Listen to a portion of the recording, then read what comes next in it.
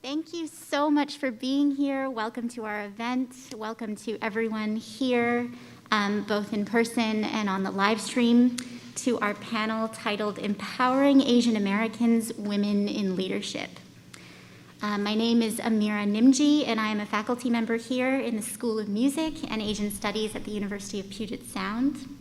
We'll hear first from Justice Mary Yu, followed by Ms. Nicole Shanahan, and then finally Ms. Jill Nishi. So without further ado, we are thrilled to welcome you to our panel discussion today. Justice Mary Yu. Great, thank you for the invitation to be here. I have to say that I'll just affirm what your president has said, and that is that it's timely and it's critical that we have this conversation and that we have it frequently. So as I was thinking about making some preliminary remarks today, I thought, like any lawyer, it's important to maybe add some caveats to the conversation that I think are important. So one, when I think about women in leadership, and I think in particular the challenge for Asian American women, I just, again, want to make some points. And that is, hindsight is always an interesting perspective. And the reason why is, for somebody like myself, who's often asked, how did you get here? What were the challenges? I have to remind myself, again, hindsight is an interesting perspective. And the reason why is I tend to think that we minimize the experiences when we look at something in hindsight. Many of us who are optimists will minimize the trauma, the experience of racism, the hurt feelings, right, the lost opportunity.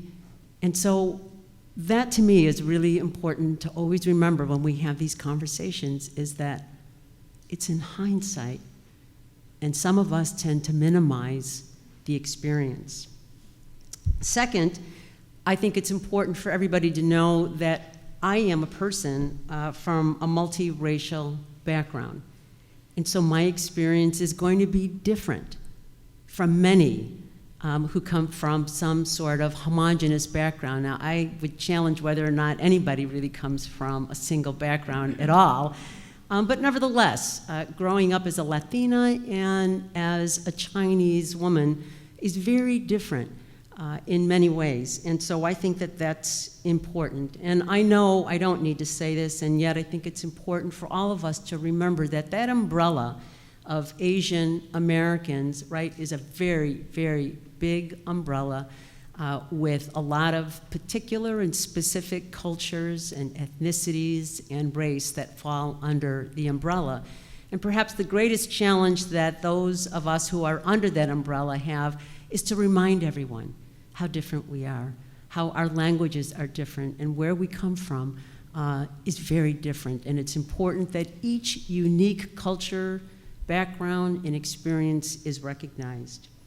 And then finally, I just have to say the third caveat that's very important that may not be shared with many is that as an elected official, and as the first woman of color to be elected statewide, I have a unique experience. Unfortunately, it's a singular experience in the sense that there have not been women who have followed in my path to date. There are two others who've joined our court, but there needs to be many more. But that experience is unique, and that's just because of the level of transparency that's required, not only in terms of your professional life, but your personal life. And so I can, and I will discuss it, but I just want to say that that's a different lens to look at life, is when you have to live a completely transparent life in terms of your finances or your partner's finances or anything else related to who you are as a person, you tend to walk a little different walk than you might as a private individual. So with those caveats, I'll briefly make some other remarks in terms of my own background so that everybody understands from where I come. I grew up on the south side of Chicago from a lower working class family. We primarily grew up in a white neighborhood, so that's the context. I'm much older than I look, and I just have to say, so in my experience of the south side of Chicago, there were certain cultural expectations of our family, and they were almost opposite in the sense that as a Chinese young woman, people assumed that I was smart, that I was intelligent, that I could work very hard, and that I would be very successful. But also as a young Latina, people had no expectations. People assumed I would never graduate from high school, that I probably would get pregnant along the way, and then just have a large family. And those stereotypes were very real, and the expectations that adults place on young women created a conflict for me in terms of my own identity and who I was and who I identified with. So my first rule, or the advice that I would offer to any of the students here, and it's a rule that I think is really important, is be me, right? And that's for you, be you. I just can't emphasize that enough. When I think about my experience as a young Asian woman or a young Latina, the most important rule was be me. Second, as I was growing up as a young professional, I will admit, I always yearned to be a leader. I yearned to be a decision maker. I yearned to be the one who would lead in some fashion, and that didn't happen. And it didn't happen either because I wasn't given an opportunity because of the expectations, but I also know that so often, what did I do that I know many women do is I stepped back and I deferred and I waited until somebody tapped me on the shoulder. I didn't put myself out there. Again, is that a common experience for us? Only you can answer that question, right?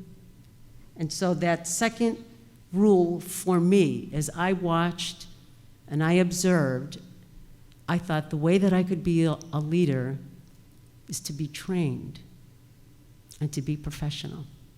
And I watched. Deferring gave me the opportunity to observe and watch and see.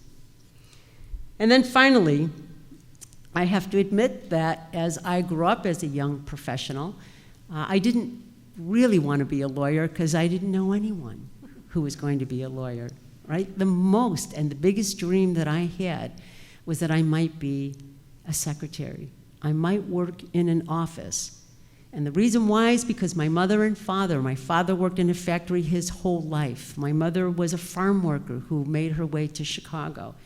And the one value and the one important thing that my parents said to me is, we'd like you to work in an office so you won't have hands like ours, calloused, nails that would never come clean. And so the biggest dream that I had until high school was to be a secretary. And that's a really good job, so I'm not knocking the role that a secretary plays in terms of being successful. But that was the biggest dream that I had until somebody tapped me on the shoulder and said, did you ever think about going to college? And then I said, no. I never thought about going to college, and they had to come and persuade my parents to permit me to go to college. I eventually went to college with no bigger dream than I had before I went to college, because it just wasn't in my imagination. And then I graduated from college, and I knew the one thing that I wanted to do, and that is I wanted to create a better society. I had observed, and I had watched, and I saw the humiliation that my parents had gone through. My father was a respectable man whose English wasn't perfect, who had been made fun of. He was a man who was still called a boy, right? And I observed, and I watched, and I knew that what I wanted to do was to make our society better. That's all I knew I wanted to do, and I didn't latch on to a profession about how to do that. We were people of faith, and so the institution that I gravitated to was the Catholic Church. And that was the institution that, for me, was going to be the mediating institution for doing good. And so I worked for 10 years for the Archbishop in Chicago on social justice, working in community organizing, working in neighborhoods, listening and learning and understanding what it meant to have power. And the only way you know when you don't have power, you begin to understand what power is. Right? Power is the ability to act. And I spent 10 years trying to understand how to empower people who didn't have any. And that's what led me to law school. I finally decided that I was exhausted from trying to personally convert people to do the right thing. And as I observed and as I watched, I knew that the people who could really change society were lawyers, people who could write the laws, people who could interpret the laws, people who could advocate on behalf of others. And there happened to be another community organizer in Chicago at the same time who went on to Harvard. And I observed, and I watched, and I said, I'm going to get myself that same law degree. And so I went on to law school. And that was the beginning of a new journey and a new path. So let me just stop and just say that along the way, there weren't others like me at all. I can say for sure that my mentors were white males. My role models were Asian women and other women of color. But I can say in the legal profession, there weren't many of us who I could say, teach me, show me, and tell me what to do. So the third rule, and this is a rule that I continue to live by and to propagate as much as I can, is take the space. Take the space. Be there. Fill the vacuum. Take the space. Thank you.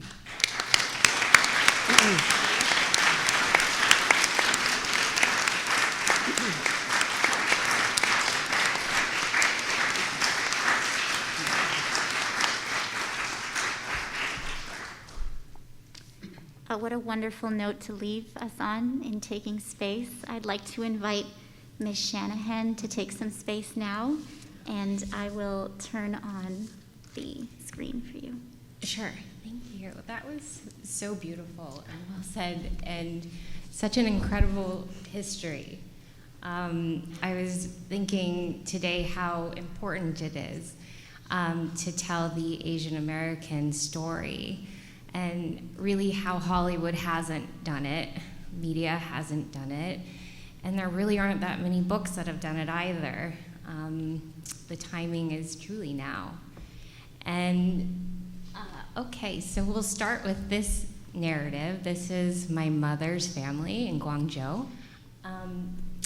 My grandparents are the ones seated on either side of their daughter, their youngest daughter. My mother is the one, she's the tallest one in the middle in the back.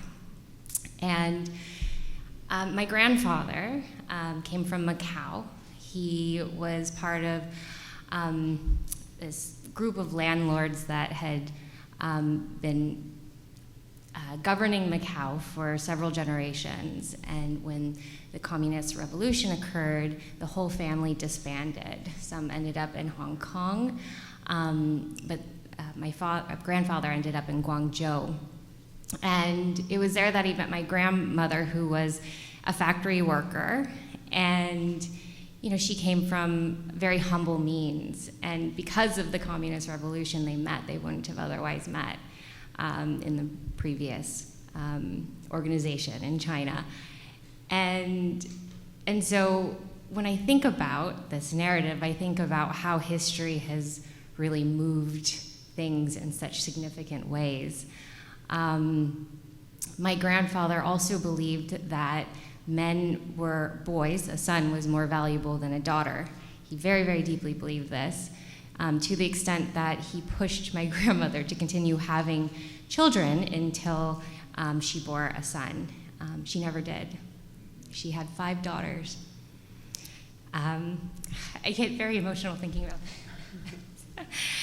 I didn't really understand this growing up in Oakland. I grew up in a single-parent household. My father was not well, and so my mother raised my brother and I, and we were very low income. We were on welfare. And in many ways, I felt like I grew up in this diaspora, this Asian diaspora.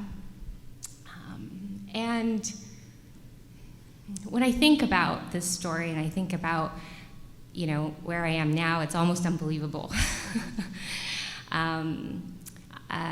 When I was selecting colleges, I had no direction. I barely had access to dial-up internet. And I joke with my husband, who's one of the co-founders of Google, that thanks to him, I actually got an education.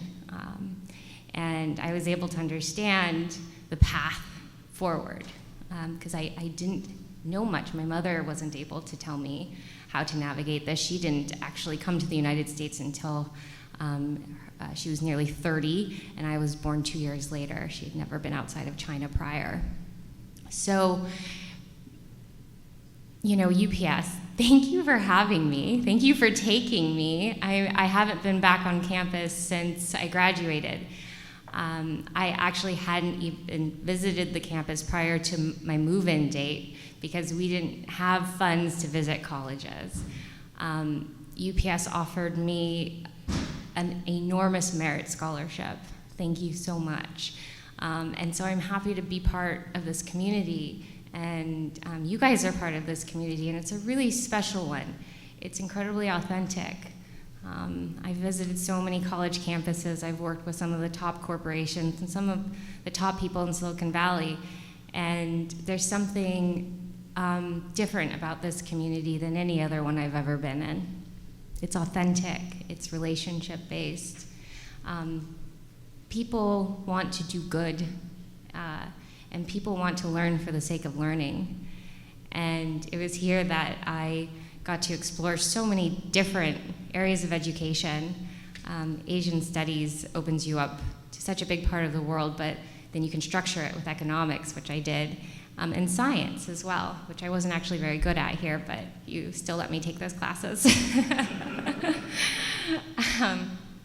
So I think, this narrative, going back to it, the next slide, please. My grandfather came around eventually, and he actually raised my mother as his son because he needed somebody to bring up. And my mother made it to the United States under Deng Xiaoping's kind of open door policy. She was an accountant. And so she ended up in the Bay Area in school, learning how to balance books. I was always confused by my mother. She never told me about her life. I'm still learning about it, the pain, the struggle, the abuse. And, her legacy is one that I think is going to be about that immigrant, swallow the pain, and do your best with what you have.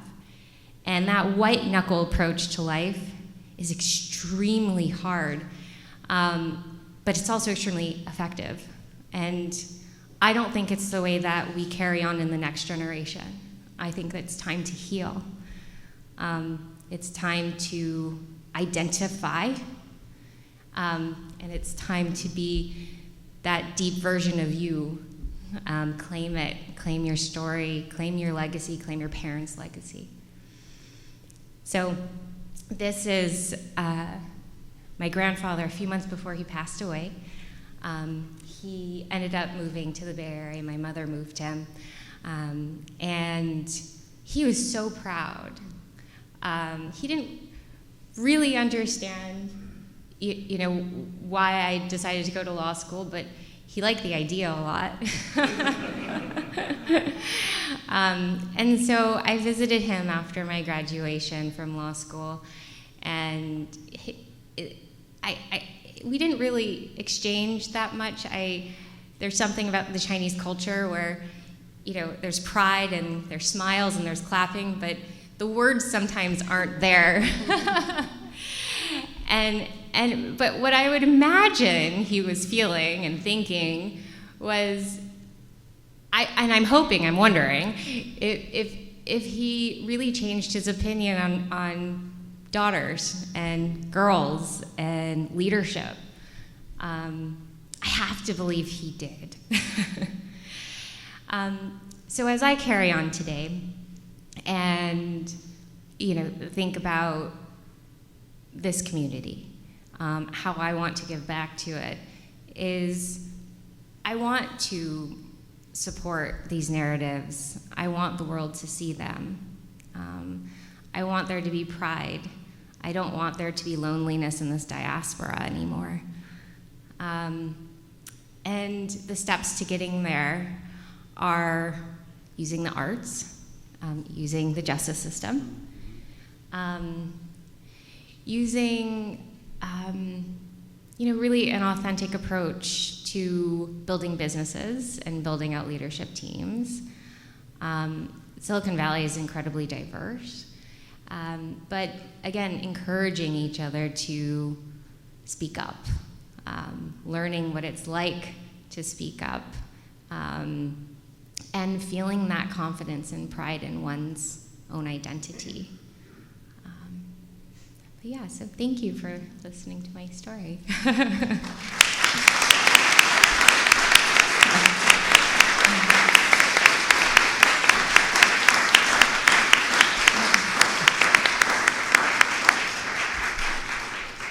Thank you so, so much, Ms. Shanahan. Thank you for leaving us with these important words and also images of the importance of lineage and ancestry and family in the making of Asian American communities.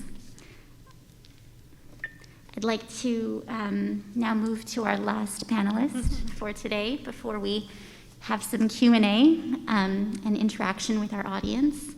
And I'd like to introduce Ms. Jill Nishi. Thank you. Thank you, Amira. And just thank you to the university, to President Crawford, to Lotus, the Asian Studies Program, and the Chinese Reconciliation Project for really bringing us together for really an important conversation. And it's really thrilling to be back on campus. As President Crawford mentioned, I was a trustee here for a number of years, and so got to see the campus evolve and grow. But it's been a few years now, and I have to say I get kind of this warm and fuzzy feeling when I kind of drive up into Lawrence and I see my old dorm, the old dorm, Anderson Langdon. Is it still even around? Yeah, okay. It's still standing, probably in need of a serious remodel at this point. But, and just my gratitude and appreciation to Mary and Nicole. It's just an honor to share this space and time with you. I loved hearing your stories, so thank you. So, we didn't actually coordinate our remarks. And so, being the last one to go here, I'm actually struck by some of the themes that I think and the lessons that I think we all share. And Nicole and Mary did this, but I always think that it's important to start with our family origin story. And our families have a profound impact on kind of our early formative years, and in many ways shape the way we see and interact with the world. So I'm going to share a little bit about my family origin story. So I'm a fourth generation Japanese American who grew up in the south end of Seattle, just up I-5. I actually consider myself very, very lucky to have grown up in a very racially diverse and modest income neighborhood. I went to school with other kids who looked like me. I had teachers, coaches, advisors, people in my community who served as role models and reflected the diversity of the community in which I lived. And in hindsight, that was an incredibly affirming experience. I am also one of two daughters. And I don't ever recall ever hearing any limitations on what I should or could not do because of my gender identity. When I was applying for college, interestingly enough, my dad actually encouraged me to major in a STEM field, and his reasoning was because of the lack of women representation. But the thing that he didn't know was that I was just kind of mediocre in math, which is kind of a slight issue. I barely passed my calculus class as a senior in high school, and I think ended up repeating it here in my freshman year at UPS. But I've been interviewing my father a lot. He is aging, and it's in kind of the last chapter of his life. And one of the questions I did ask him was, did he ever wish he had a son? And without pause, he emphatically said to me, no, I never even thought about it. So in hindsight, and I wrote that down, Mary, I'm just not saying that. In hindsight, my formative years were really affirming ones for me. It affirmed my identity as an Asian American, Japanese American, and it also was affirming of me as a woman. And those are two identities that I proudly claim today. So it was actually not until I came to college in the mid-1980s, which I recognize for some of you, you're like doing the math going, man, she went to school in the Stone Age here. But it wasn't until I actually came to campus that I actually realized that I was a racial minority, as I was just one of a handful of students of color here on campus.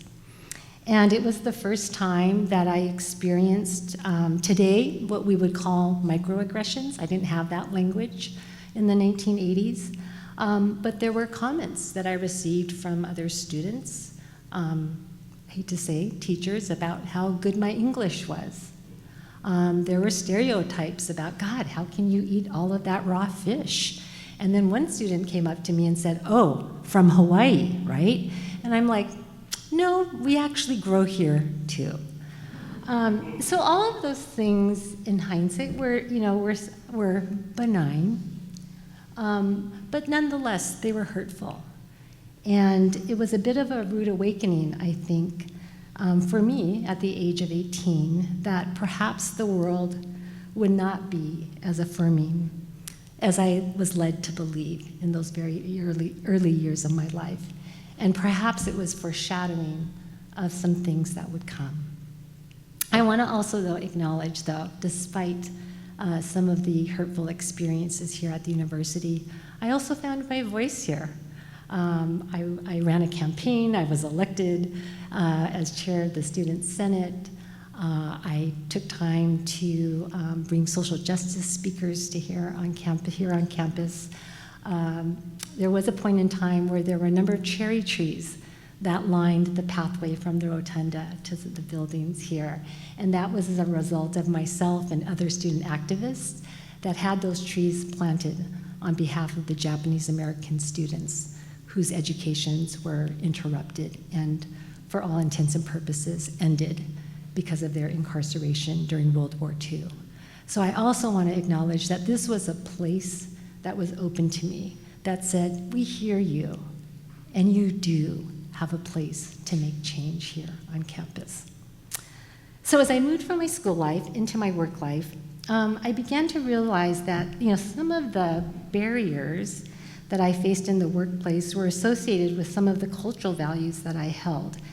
And kind of unbeknownst to me at the time, impeded my effectiveness. And so what's kind of one example of that? So there was one cultural value in particular that may resonate for some of you in the audience who identify as Asian American, and that value was on humility and modesty. It was imbued in me from a very young age that whatever I accomplished, I really shouldn't talk about it, because it might be perceived as bragging or touting my own horn. And I think I actually learned to downplay areas where I found some measure of success. And so while the culture and the family I came from placed a high premium kind of on this modesty, the manifestation of those values in the workplace actually did not really serve me well. I had a boss that once told me, Jill, just when I'm about to tell you what an awesome job you did on something, you don't even let me start before you start talking about all the things that you could have done differently, or the things that you may have missed. And he said to me, why do you do that? Why do you undermine yourself? Why do you undermine the good work that you're doing? And I, in that moment, was taken aback. I had no idea that those cultural values, right, that were imbued in me from so long ago were being perceived in this way. And it was like a light bulb went off for me. And so I don't know if some of that resonates for some of you, but hope to talk about that a little bit later. But it took me many, many years to get comfortable with taking credit for a job well done and for kind of owning my own contributions in leadership. So I want to talk about leadership a little bit. I am fairly convinced that leadership is a learned behavior. That, yeah, there are a few of us maybe that are natural-born leaders, but many, and maybe even most of us, develop that capability over time. And I've worked in the private, public, and philanthropic sectors, and much of the leadership that was modeled for me, and as Mary mentioned as well, was anchored in a white, male-dominant culture. And so as I was moving along in my career, I attempted to model that same kind of leadership. But increasingly, as time marched on, there was a dissonance between my authentic self and who I was attempting to be. And that was becoming unsustainable. I was not being me, as Mary would say. Someone described to me this phenomenon as, kind of wearing your favorite comfy jacket and coming to the front door of your office place or your workplace, taking it off, and then having to put a straitjacket on, right? When you attempt to be someone who you're not, it can be oppressive, it can be suffocating, and at its worst, it can be soul-crushing. And so at some point, and this didn't happen overnight, I decided to own and live into my own brand and style of leadership. It was truly the only way I could be most effective, and once I did, it ultimately served me well. So, as Mary would say, I be me. A final comment on the importance of representation, and Nicole touched on this in narratives. It is so important for us to see Asian American leadership and representation in all sectors of our society. The outsider kind of foreigner narrative and stereotyping surrounding Asian Americans, many of you know this, is one that stems, as far back as the Chinese Exclusion Act in the late 1800s, and many of you in the community are doing such tremendous work around the healing around that period of time. But on the basis of race, right, Chinese immigrants were denied US citizenship. And this form of othering has been stubbornly pervasive and persistent for far too long. If we fast forward to the last 18 months, this same scapegoating, this same othering has manifested itself, as President Crawford mentioned, in anti-Asian sentiment, in violence and hate. In its worst forms, we saw the loss of Asian women's lives to horrific violence in Atlanta. We saw our seniors in broad daylight being abused and assaulted. And that has got to stop. So the perception that we are somehow not American or un-American, there's a lot that goes into changing that narrative. And I would assert, though, that the power of representation, of seeing Asian Americans in positions of influence, is at least one way that we begin to change this othering and this narrative.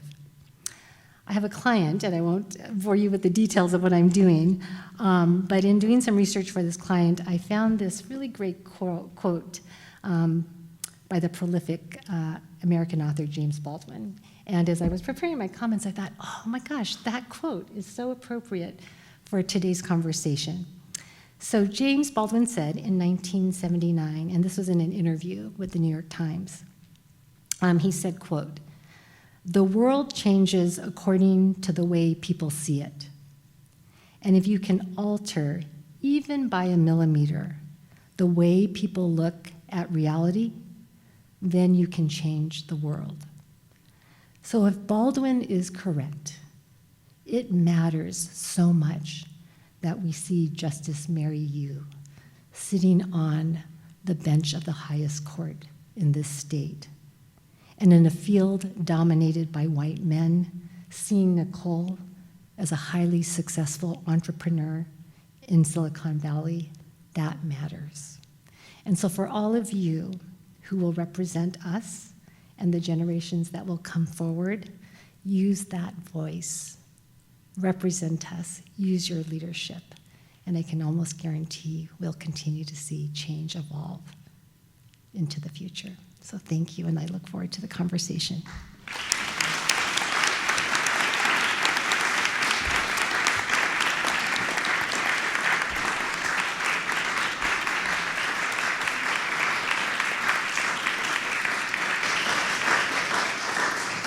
So I'd like to start with a question for all three of our panelists, if you will, and I'll let you answer in the order that you'd like.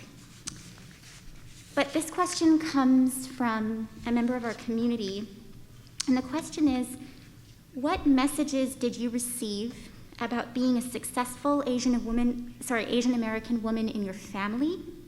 And how did this correspond to, or perhaps was negated by, how you received information about being a successful woman in your workplace or professional life?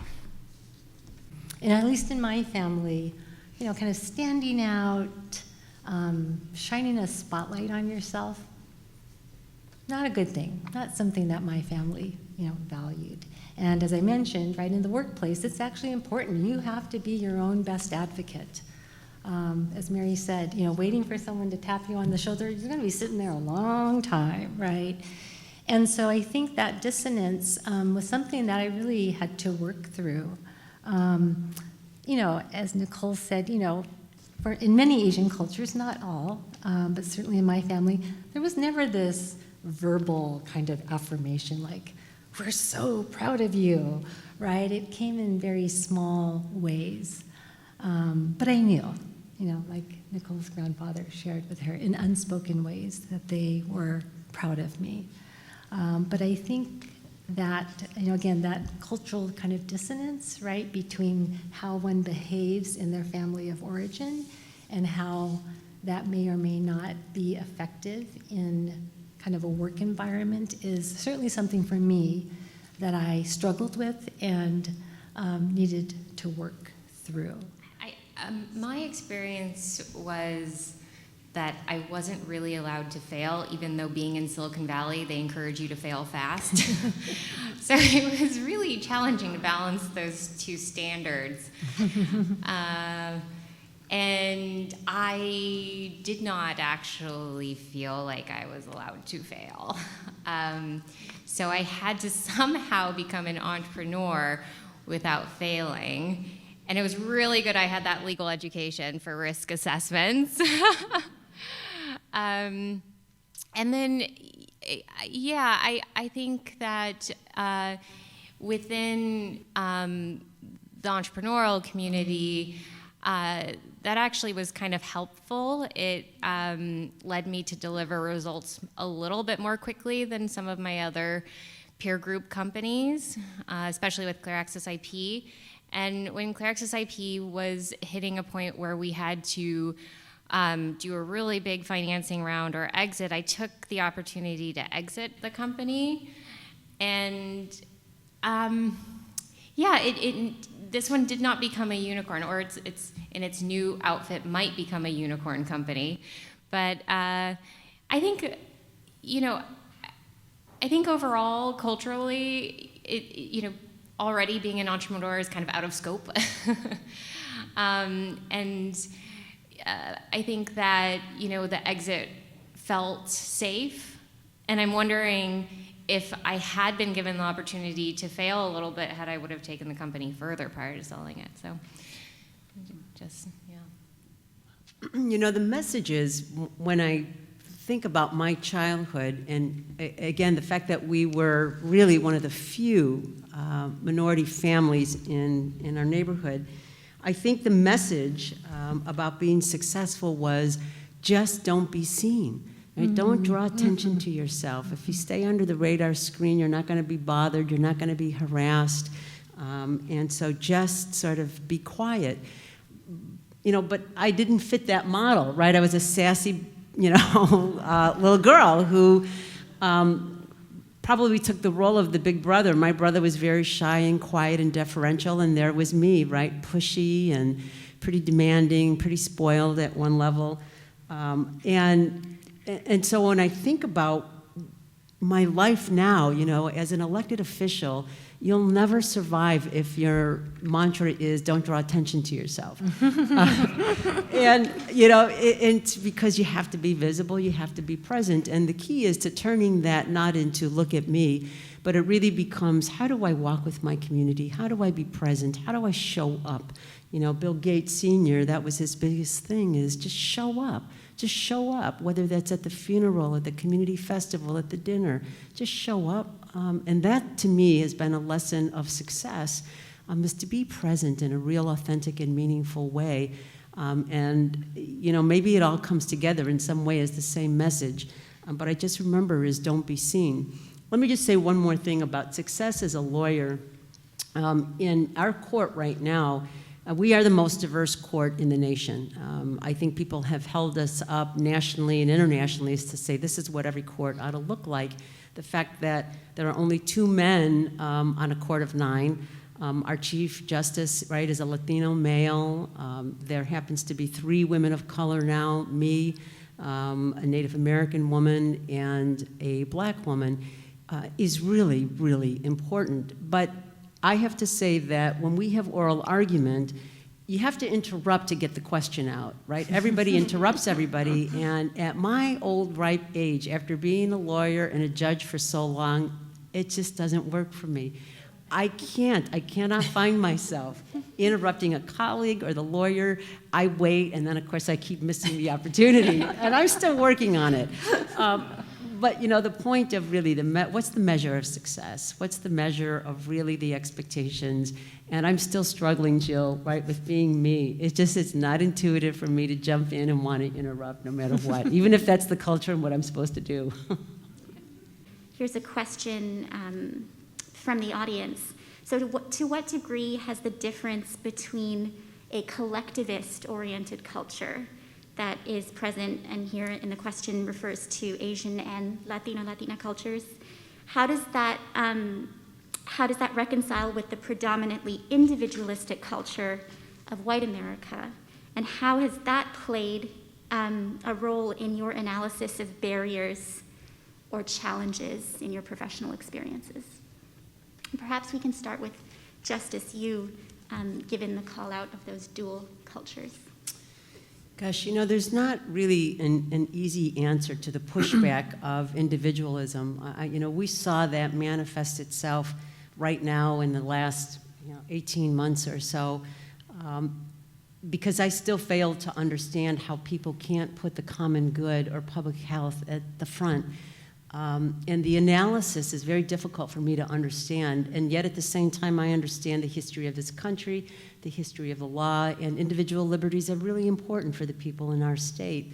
And yet at the same time, if we're more in sync ever in terms of our cultures, it's right now, the sense of the other, the sense of belonging, the sense of making sure that the one with the least amount of resources is cared for, is really an ethic that I think we have to continue to embrace and push back on, and I think we do that very well in some pockets.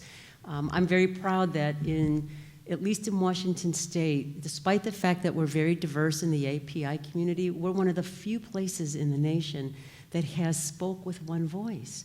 We find it really easy to come together around the table and to form coalitions and to speak, and that's really positive. And I'm not quite sure I've broken it down to provide advice on how others ought to learn or do it, but I know I have people from New York and the Bay Area always contact me and say, how does the community there do that? How do you sort of put aside your differences and speak with one? And I have to say, I don't know. We do.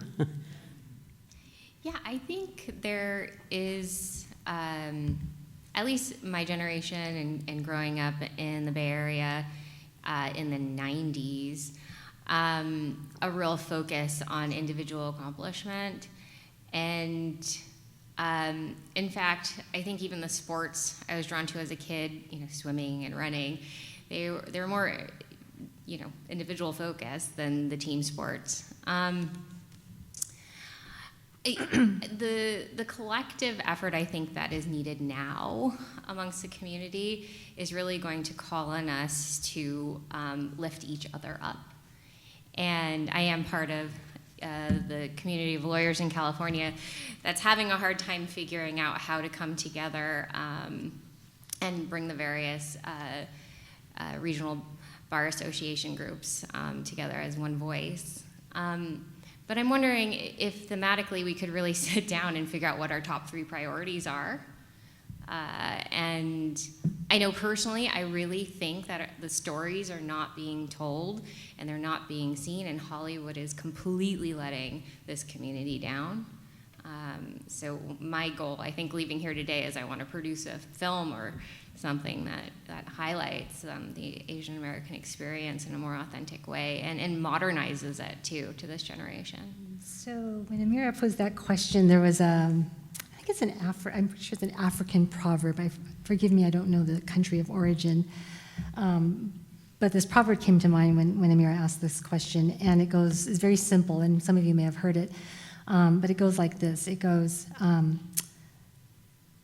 if you want to go fast, go alone. If you want to go far, go together. Very simple, but pretty profound. And, when you think about the greatest change movements, at least in our country, at least in the context of the United States, they've been around collective power, whether it's the women's movement, the civil rights movement. Yes, there were iconic leaders of those movements, but I would assert that change happened, and as a result of a collective group of people asserting their collective will to change institutions, to create more equity.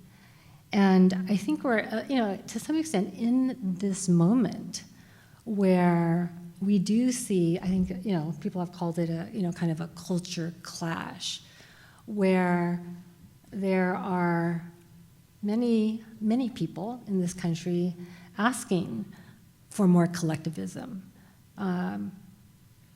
They're asking for more shared power. They're asking for systems to be dismantled in a way that actually enables more equity for more people. And so the collectivism, which is a value that I think I was brought up with, there's dissonance for sure in terms of this kind of notion of American rugged individualism. And yet I feel like we're in this moment where that premium and value on the collective, there's a very, very robust conversation happening. Thank you. The question is on taking space, and I'd like to ask what you think needs to happen within the Asian American community for articulating space and taking up space as women within the Asian American community. And perhaps, if you wouldn't mind, I would like to start with Ms. Shanahan, given what you shared with us about being a woman in your family and sort of that being a generational experience. Taking space. I think that for anyone, no matter what your background, taking space is a daunting ask. I think for the majority of us that is true. And the place to really look internally for that strength is really thinking about what you love. Because love is definitely the strongest frequency. And so when you enter a room, when you take on a project, when you walk into a meeting with people you want to ally with, you have to start from that frequency of, I love this because, or I want this because, and that depth of that want and that depth of that love and that depth of that desire will fill the room. And that has worked for every field I've ever gone into and had any success. So intellectual property, reproductive justice. I had to create a whole field of science. I'm not a scientist, I'm not a doctor, but I created the field of reproductive longevity, women's reproductive longevity. We were trying to extend healthy reproductive years by about 15 years. So, removing that whole 35-year-old geriatric motherhood narrative, which is so silly when you look at how little financing and science and research has gone into this space. But I did it because I love motherhood. And I love women feeling strong and powerful and feeling like they have ownership of their futures and their families. So that's how you grow space. It starts little and then it expands. And people gather around it in such phenomenal ways and at speeds that I didn't know were actually possible. I just love listening to Nicole, first of all. and part of it is because there's such a level of energy that I have to admit, there's somebody like myself, and I keep talking about aging a little bit, and maybe that's because what I'm going through is I'm towards the end of my professional career. I'm not at the end, but I'm towards the end of that. And so when I'm looking to somebody like Nicole or the remarks that I'm thinking about, I have to admit that there's, for me, a sense of duty to create the space for her, right? That's what we have to do in our community, is create the space for others to fill it. And we have to look to our own.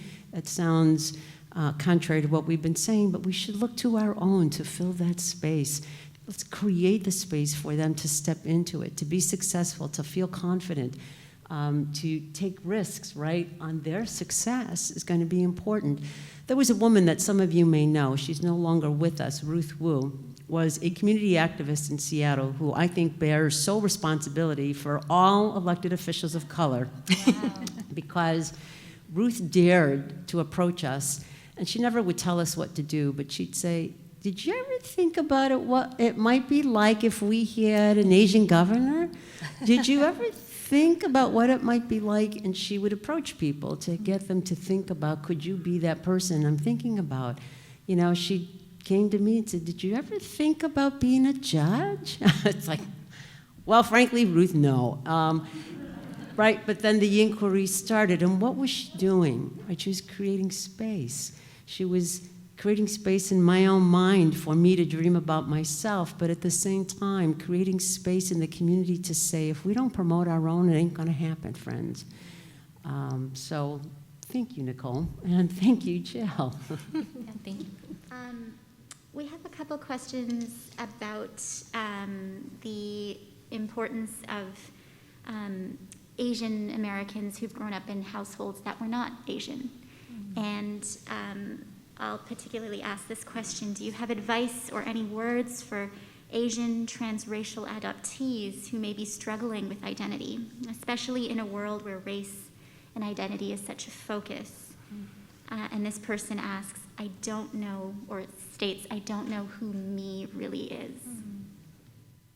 So I'll take a stab, but I also want to honor that that is not my lived experience. So I do want to honor that, but perhaps I could share something about my family that may be useful or instructive. So I am a mother, and I am the mother of 2 adopted children. They both are of Asian descent. One is my daughter was adopted from Japan, and my son was adopted from China. And it's interesting, when people see us as a family, they automatically assume that we are all biologically connected to one another. In fact, a woman on the airplane one time, we were flying with my daughter when she was little, and she looked at my husband and I looked at my daughter, and she goes, she just got the best of both of you, didn't she? So we fool each other. But I guess I share that story, in that, particularly for my son. So my husband is also Japanese American. I am Japanese American. My daughter is Japanese by ethnicity, but he is Chinese. And I think at times we forget. We're just living our family. We're just trying to get out the door, get to the bus in the morning, and he has this kind of fascination right now. He's about to turn 12, and he has fascination with all things, kind of Japanese anime and manga and Naruto and all these other characters that some of you may know. I often think at sometimes that, gosh, maybe I have not done enough to have him both explore, and have I done enough to kind of affirm his Chinese American identity. And so as a parent, I would say, that your family, the family of origin that you grew up in, that is your family. And that is a unique experience to you. And that there is also opportunity as life marches on to explore other identities. And that exploration is incredibly personal one, but that there is room and space for that. I have to say that for me, coming from a biracial background, to me the most accepting and loving community has been the LGBTQ community. And that's because they haven't required a litmus test. They don't ask that I be pure. They don't ask if I speak a particular language. It's just complete acceptance. And maybe it's because that particular community has suffered greatly overall in society and has lumped everybody together in one sort of outcast group, that there's a level of acceptance and love that I have to say that just transcends everything. I just go to that community for the most acceptance and love. And that's not to put down the other in any way, whether that's the API community or the Latino community, but I know that there's a significant difference in terms of the relationship. I'm half Irish German on my father's side, and I would spend time with my grandparents, who look nothing like me, during the summers. And I always felt like they were kind of ashamed of my brother and I. And they referred to my mother as the Oriental. So it was pretty bad. My word of advice is screw that. That's it. I mean, screw it. It's stupid. They don't know what they're talking about, and there's a great comfort in the culture. And I think that for me, it's food. I find Chinese cuisine incredibly comforting. I'm so proud of it, and just gotta be proud of what you got. And there's a lot. What has been your experiences in mentoring others? And I'll start with Justice Yu, and then I'd like to extend the question of mentorship to the other panelists. That's such a great question. I have to say that I have spent, I think, all of my professional career trying to be a mentor to women of color in particular. But that would now extend to all students of color as much as possible, to where it's hundreds. And it's not that I want to brag, it's because that's just a reflection of the great need, right? People need mentoring, and mentoring is about a relationship. It's not be like me, right? It is sit with me and learn together what life is like. And you're going to be here with me. And whatever you learn, and whatever you can teach me, I'm open. And sometimes we have to institutionalize that. And I'm very, very proud to have been part of specific programs that are targeted at mentoring and training and teaching. I am now in a 17th year of a leadership program just for lawyers of color, because we've also recognized that so many young lawyers can't find the space in the community for their own voice and experience, and we promise a group of fellows every year, 12 lawyers we select, right, to train, to teach, to talk about the rules that nobody will tell you about that are the keys to success.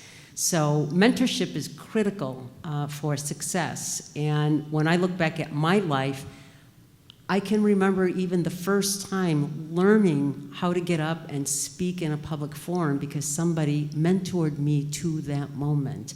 It's not something that somebody teaches you in a classroom, although some do, but nevertheless, I didn't have the experience in that way. It came from mentorship, and I know that that's really important for success. And many of you who are mentors will never know the impact that you've had on another life, but I'm confident that you did. I have a mentor here. Sun Lauscher, Lotus Berry was a huge. Oh gosh, I teared up when I saw her today because she was so supportive of me while I was here, and so supportive of my education, but also my personal growth. She'd always ask, what do you want to do when you leave here? And we talk about that in Mandarin. So thank you so much for being a mentor. So important. So I have been the recipient of amazing mentorship. And because of that, very much feel the need to pay that forward. And so Mary was also involved with this, but a couple of decades ago, oh my God, Mary, getting on in age here. Some of us came together to develop a nonprofit organization called the Asian Community Leadership Foundation, kind of referred to as ACLF. And that was a space to help young Asian American and Pacific Islander young people to practice their leadership, to learn. Mary was a speaker for our classes for many, many years. But to create a space, a safe space for people to develop leadership, to take some risks, to build networks, to learn from those that had come before them. And so mentorship is incredibly important, has been incredibly important to my life. And so I hope for particularly all the students here that you are also developing, those mentors, because they are just critical. And I just thank my lucky stars for the mentors I've had who have kind of opened up doors to allow me to walk through them. The question is, what advice would you give in the preservation and honoring of your culture when it is undervalued in high-level professions? I think for me, this kind of emphasis on the value of the collective, right? Being a part of something kind of greater than yourself, that, any place that I've been a part of, whether it's an institution or an organization, a place, kind of trying to leave it a little bit better than the way you found it. And I think that, if I thought back at the times where I felt kind of the most proud of a professional accomplishment, it was actually done with a team. And that, I think, is increasingly, there's all this research on, what makes for great teams, and why. I think it was actually Google that took a look at their highest performing teams, and what was it about these particular teams, right, that just produced these like bang up results. And the common thread was a safe space to be able to take risks, a safe space to try new things, a safe space to express a divergent point of view without fear of kind of repercussion. So I'll just start there and let others kind of think about. But I think it's, when I think about for all the things that I've talked about where perhaps some of those kind of collective values was a disservice, like not kind of being the one to pop up, As I think about the power of teams and my kind of ability to lead effective teams, that's something that actually has served me quite well. So I think that there is a need to make space for cultural expression, and at all levels of the team, from entry into the boardroom, and just taking a minute, just stopping and acknowledging today's the Harvest Festival, or acknowledging that your maybe some of the habits you have in interacting are cultural habits, and just taking that time and thinking about it, and wondering if there are ways to collectively discuss it productively. But yeah, I think that there is so much value in diversifying approaches to problem solving. So there's space for every culture, and it does come together in a very effective way. In the legal profession, there are hierarchies of presence and practice and visibility, and API lawyers, especially women, still come to me and say, do you think I could be a litigator? Because many think that API lawyers should stay and be good transactional lawyers or go to the Silicon and be successful business folks. But people, especially women, don't see themselves being in the courtroom because it requires fighting, right? Being verbal, being on the spot in some way. And I keep saying, if this is what you want to do, and I say right back is you got to do it. You have to be visible. You have to just do it. Don't let the stereotype keep you from doing what you want to do. And for me, it means, in my world of being a judge, it means being visible. People have often asked me, the good friends, why do you wear, right? Why do you wear so many Mandarin shirts that look so Asian? Look so Asian. And, it's interesting because Luli Yang actually designed probably a dozen shirts for me. Because under my robe, what shows with the judge? Your collar. And I just have to say that, in my own way, never be ashamed is what I always say. Never be ashamed to be visible, to be seen. And sometimes if you can make a subtle statement about your culture, about who you are, it's okay to do that. Yeah. So I have to admit that I'm very proud to wear her shirts and to let it be my ethnic identity. I love that. As a scholar of performance, I very, very much am an advocate of putting culture on display in public spaces. This will be the last question and the last official question before I make some closing remarks today. I'd like to kindly request that each of you share some advice you have for particularly the young people in the room, our students, those who are potential students on this homecoming and family weekend. What do you have to say to direct them in their futures?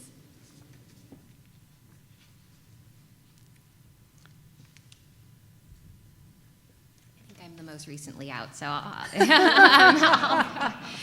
go ahead and jump in. My advice to you is to find that kernel of joy and love and expression that lives kind of, where your stomach is, and listen so deeply to it. And it might guide you to pick a class, to talk to a professor, to explore a study abroad program, to take an internship, to write a novel or a dialogue about your family, and do those things. Don't be afraid. Fear is a silly emotion, and unless you're about to get eaten by a wild tiger, it has no place here. So that's my advice. You've got this. I'll just expand on Nicole's. I think this is a variation on that same theme. I'm raising an Asian American daughter, and I'm just so excited for her. I'm excited about the possibility, the opportunity for her. I just feel like because of, folks like Mary and others that have come, even before us, the world is so much more kind of open. And to the extent that, any of you see boundaries, try to push against them. Try to push against them. Because you will actually pave, larger highways, although we don't want highways anymore, but bad analogy. But you will pave greater possibility for those that are coming behind you. So take some risks, when you kind of start to feel that little, Nicole called it that kernel of kind of passion. I always tend to think of that kernel of like, oh my God, my stomach hurts. That means actually you're probably taking a risk. So, get some Pepto-Bismol, get some Tums, and push through that, because really the world is waiting for you and the world needs you. I gave this thought, and I'm not going to say anything new in terms of what I've already said, because it was really important for me to come here with 3 points that I've tried to make, and that is, right, be me, and not me, but you say that to yourself, be you. Right, write down in the front of whatever it is that you write on or look at every day is be me. And the second would be trained and prepared. I mean, that's why you're here. So we just don't get through life by getting through life. Right? It takes a certain amount of discipline. So be trained and be prepared. And then finally, as we all have heard me say more than once, take the space. Don't be afraid.